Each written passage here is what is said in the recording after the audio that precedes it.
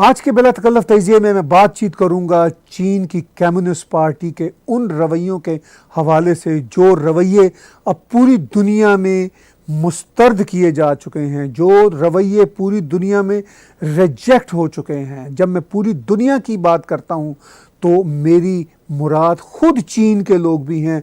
चीन के लोग भी चीन की कम्युनिस्ट पार्टी की इन हरकतों से अब उकता चुके हैं।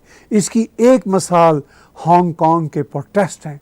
हांगकांग जो चीन का हिस्सा भी है और चीन का हिस्सा नहीं भी रहना चाहता, इस कम्युनिस्ट पार्टी के रवैयों की वजह से वो ये बता रहे हैं कि वो चीन की इन हरकतों से खुश नहीं हैं। यही हाल ताइवान का है, यही हाल वियतनाम का है, यही हाल साउथ कोरिया का है। उस पूरे रीजन का यही हाल है कि जितनी सीनो नेशंस हैं वो भी चाइना की किसी किस्म की बालादस्ती नहीं चाहते, क्योंकि चाइना की बालादस्ती का मतलब है कम्युनिस्ट पार्टी ऑफ चाइना की बालादस्ती। अभी हाल ही में चीन ने जिस तरह भारत के नौजवानों को लद्दाख की LAC पर बेदर्दी और कॉवर्ड तरीके से मारा है, डॉज करके, बैक स्टैबिंग करके मारा है। उसके बाद भारत में भी वो हिंदी चीनी भाई भाई का जो एक नारा था उसका मुकम्मल तौर पर जनाजा निकल चुका है। अब कोई सूरत नहीं है कि भारतीय अवाम, भारतीय जनता चीन की कम्युनिस्ट पार्टी और चीन की रजीम पर 1% भी ट्रस्ट कर सके। इससे पहले कि मैं आज प्राइम मिनिस्टर नरेंद्र मोदी की ऑल पार्टीज़ मीटिंग का अहवाल आपके साथ शेयर करूं, मैं ये बताना चाहता हूं कि आज के मेरे शो में एपॉक टाइम और NTTV जो अमेरिका में मीडिया आउटलेट्स हैं, उन चीनी बहन भाइयों के हैं जो अपनी ही चीनी कम्युनिस्ट पार्टी से तंग आए हुए हैं, उनकी मैं स्पेशल न्यूज़ रिपोर्ट्स आपके साथ शेयर करूंगा। इससे पहले मैं बातचीत शुरू करता हूं भारत में होने वाली ऑल पार्टीज़ कॉन्फ्रेंस जो प्राइम मिनिस्टर नरेंद्र मोदी ने वर्चुअल मीडिया पर की, और इस कॉन्फ्रेंस में उन्होंने खुलकर कहा कि वो किसी सूरत भी चीन की इन्वेजन को ना कबूल करेंगे, चाहे वो 1 इंच की इन्वेजन हो। और उन्होंने ये वाजे भी किया अपने इस वीडियो क्लिप में कि ये अफवाहें, ये र्यूमर्स मुकम्मल तौर पर गलत हैं कि चीन भारत की टेरिटरी में घुस आया था। उन्होंने आज की ऑल पार्टीज कॉन्फ्रेंस से बात करते हुए ये बात खुलकर कही। न वहां कोई हमारी सीमा में घुस आया है, न ही कोई घुसा हुआ है,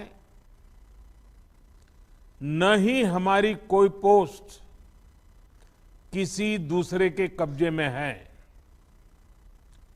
लद्दाख में हमारे 20 जाबाज शहीद हुए, लेकिन जिन्होंने भारत माता की तरफ आंख उठाकर देखा था, उन्हें वो सबक सिखा कर गए।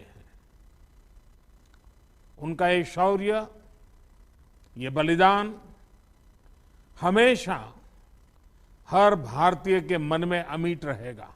भारत के कुछ अपोजिशन के लोग और कुछ मीडिया के लोग सोशल मीडिया पर कुछ दिनों से ये प्रोपेगेंडा कर रहे हैं कि प्राइम मिनिस्टर नरेंद्र मोदी खामोश हैं और खुल के बात नहीं कर रहे और चीन भारत की टेरिटरी में घुस आया है।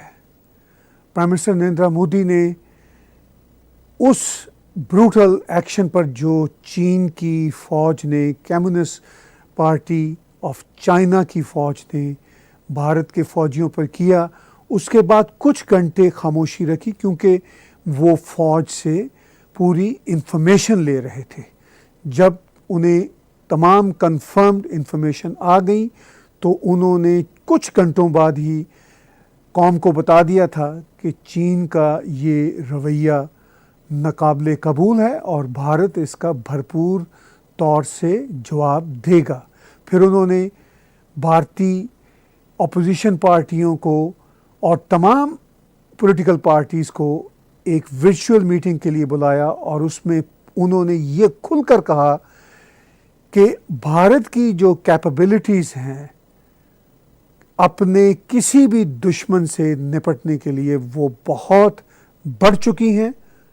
उन कैपेबिलिटीज़ के बारे में प्राइम मिनिस्टर नरेंद्र मोदी ने आज अपनी वर्चुअल मीटिंग में जो कहा, आप भी सुनिए।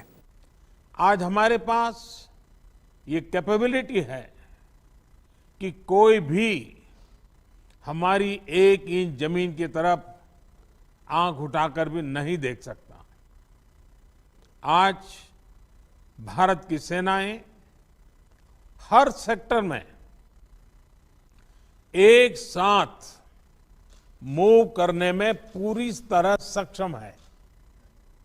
ऐसे में हमने जहां एक तरफ सेना को अपने स्तर पर उचित कदम उठाने की छूट दी है, वहीं दूसरी तरफ डिप्लोमेटिक माध्यमों से भी चीन को अपनी बात दो टूक स्पष्ट कर दी है। प्राइम मिनिस्टर नरेंद्र मोदी ने आज ऑल ऑपोजिशन पार्टी से बातचीत करते हुए ये भी वाजे किया कि भारत बुनियादी तौर पर पीस चाहता है, इस दुनिया में भी और अपने रीजन में भी। मगर उन्होंने ये बात खुलकर कही कि इसका मतलब ये हरगिज़ ना लिया जाए कि भारत कंप्रोमाइज़ करेगा अपने पीस के एजेंडे की खातिर अपनी सोवरेनिटी को। और ये बात उन्होंने ऑल पार्टी से खिताब करते हुए यूं कही। साथियों, राष्ट्रहित, देशवासियों का हित हमेशा हम सभी की सर्वोच्च प्राथमिकता रही है।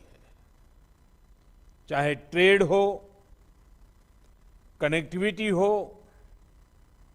काउंटर टेररिज्म हो, भारत ने कभी किसी बाहरी दबाव को स्वीकार नहीं किया है। राष्ट्रीय सुरक्षा के लिए जो भी जरूरी कार्य है, जो भी जरूरी इंफ्रास्ट्रक्चर का निर्माण है, उसे इसी तरह तेज गति से आगे भी किया जाता रहेगा।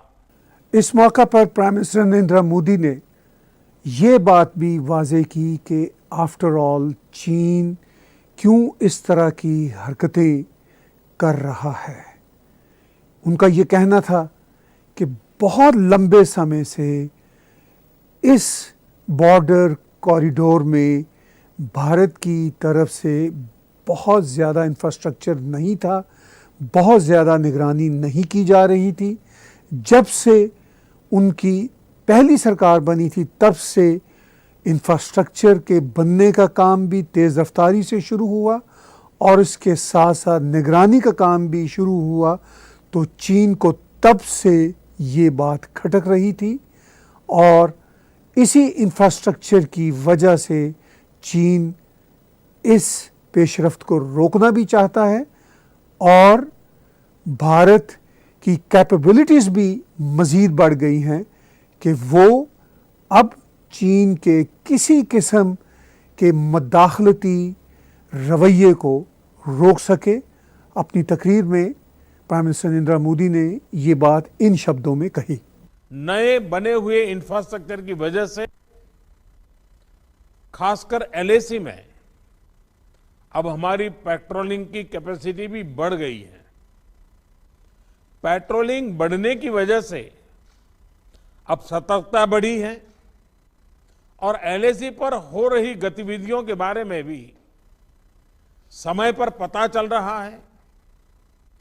जिन क्षेत्रों पर पहले बहुत नजर नहीं रहती थी, अब वहां भी हमारे जवान अच्छी तरह से मॉनिटर कर पा रहे हैं, रिस्पॉन्ड भी कर पा रहे हैं। अब तक जिनको कोई पूछता नहीं था, कोई रोकता टोकता नहीं था, अब हमारे जवान डगर डगर पर उन्हें रोकते हैं, उन्हें टोकते हैं। बेहतर हो रहे इंफ्रास्ट्रक्चर से एक मदद ये भी मिली है कि हमारे जवान जो उस कठिन परिस्थिति में वहां तैनात रहते हैं उन्हें साजो सामान पहुंचाने में आसानी हुई है। लेकिन दूसरी तरफ भारत में कंट्री वाइड प्रोटेस्ट हो रहे हैं। इंडियन साइड में ये बात खुलकर की जा रही है कि चाइना की तमाम गुड्स का बायकॉट किया जाए इंडिया में, और उस बायकॉट में किसी किस्म की चीनी अशिया की खरीदो फरोख्त ना हो। और इस वक्त भारत में गम और गुस्से की जो फ़ज़ा है वो बहुत ही ज़्यादा अपने इंतहा को छू रही है।